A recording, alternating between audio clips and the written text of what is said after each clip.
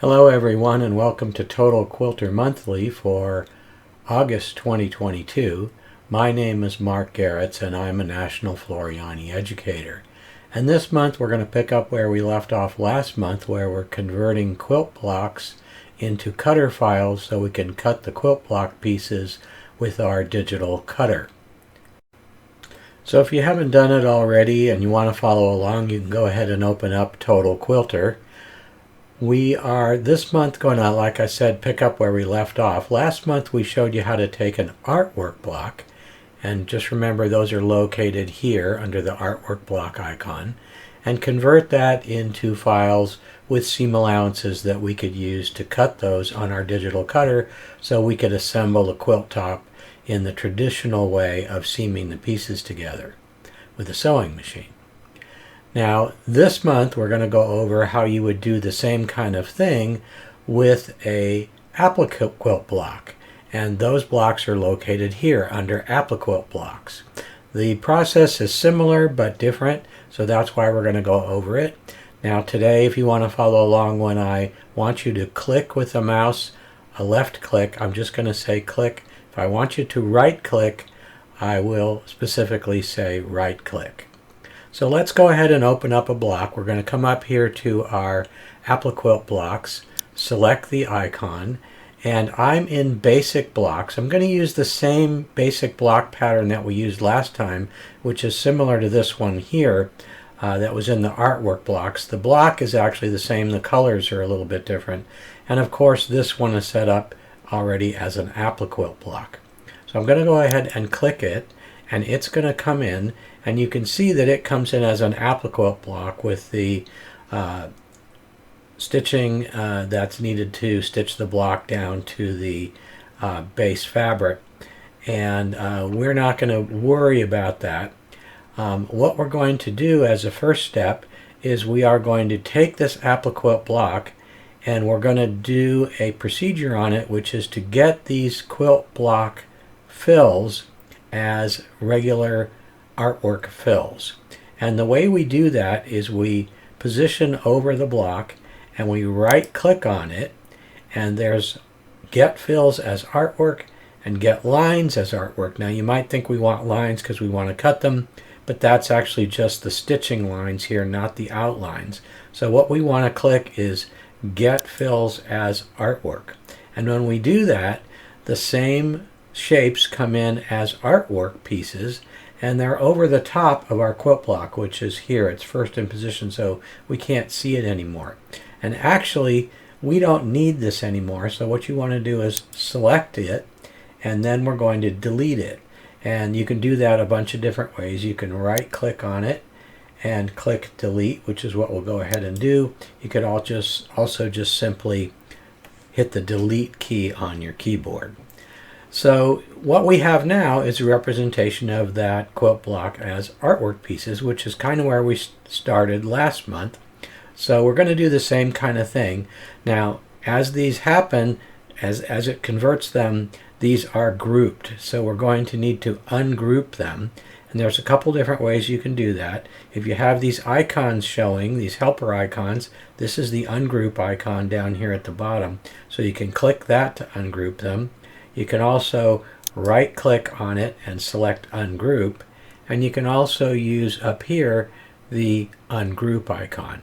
So I'm just going to go ahead and click the ungroup icon, and now you can see this icon down here change to showing that they're ungrouped, as well as now my ungroup icon is no longer lit up. My group icon is, and that lets me know that I could regroup these if I want. So I'm going to have to move them apart just like we did last month. So I'm going to click off it to unselect them, and then what I'm going to do is click on a piece and simply move it away from the other pieces far enough so that when we add in our seam allowance, it doesn't overlap. I'm going to move this one over just a little bit more, so we don't want our seam allowance to overlap this shape or the seam allowance from the other shape.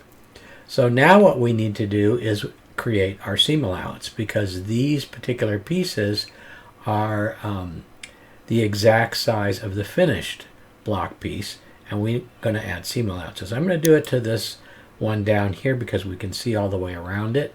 And again, when we come up here to our seam allowance tool, which is right here, and click it, and it defaults to 1/4 inch. If you want to use something else, you can. You have a choice of 3 different corner types. Mitered, which just follows the shape of the piece exactly.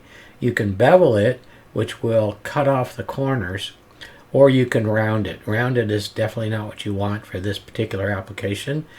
We are going to choose bevel because a lot of people like that. You could also choose miter. Either one will work, but last time we did bevel, so we'll do that again.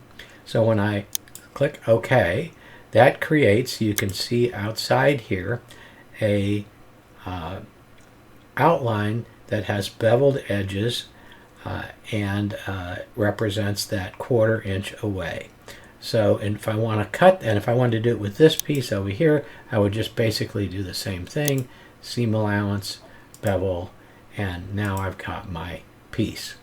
So in order to send this to the cutter, we don't actually care about this inside piece. What we're going to do is select this outside piece here, which is our total quilt block piece with seam allowances added in.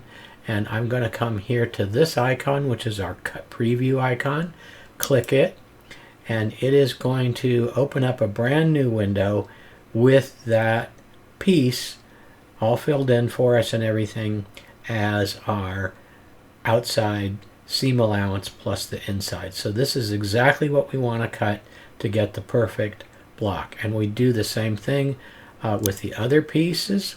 So if we want to do this piece, we do that one. If we want to do this big orange piece, again, don't forget to create your seam allowance and then select it. And then we're going to go back to our cutter preview. That's going to open up a whole new window with just this piece. Now it tends to use the first color in the sequence. If you want to recolor it, you can. But when you cut it, what's inside here doesn't matter. What matters is what fabric that you put down. All right, and so to cut this, once again, what we're going to do is come up to our File menu and click Save As. I don't have the ability to do a save because I'm in demo mode, so that won't show up, but you would click Save As, and then you would select either the SVG for normal cutters, or actually all cutters pretty much can use SVG, or you can select FCM if you have a Brother Scan and Cut because that's its native format. And basically that's all you need to do to create cutter pieces out of an AppliQuilt block. So that concludes our lesson for this month. I want to thank you for watching and invite you to come back next month for another edition of Total Quilter Monthly.